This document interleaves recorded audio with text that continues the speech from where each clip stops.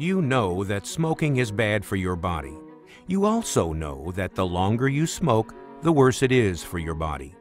But what you may not know is how good it is for your body to quit smoking, and that the longer you go without smoking, the healthier your body becomes. After only 20 minutes from your last cigarette, your blood pressure, pulse rate, and the temperature of your hands and feet all return to normal. After 8 hours, the nicotine in your bloodstream reduces by 93.25%. After 12 hours, your blood oxygen level increases to normal, while your carbon monoxide level drops to normal. After 24 hours, your quitting-related anxieties peak and will return to pre-quitting levels within 2 weeks.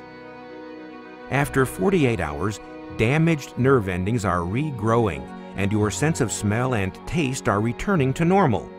At this time, your quitting-related anger and irritability peak. After 72 hours, you are 100% nicotine-free.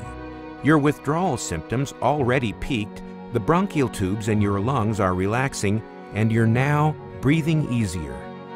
After 5 to 8 days, you're having an average of 3 cue-induced cravings each day, and no craving lasts longer than 3 minutes. After 10 days, you have less than 2 cravings a day, each less than 3 minutes. After 2 weeks, the blood circulation in your gums and teeth are similar to a non-smoker.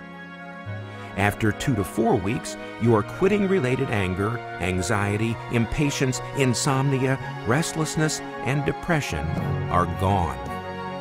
After 2 weeks to 3 months, your risk of heart attack is dropping and your lung function is improving.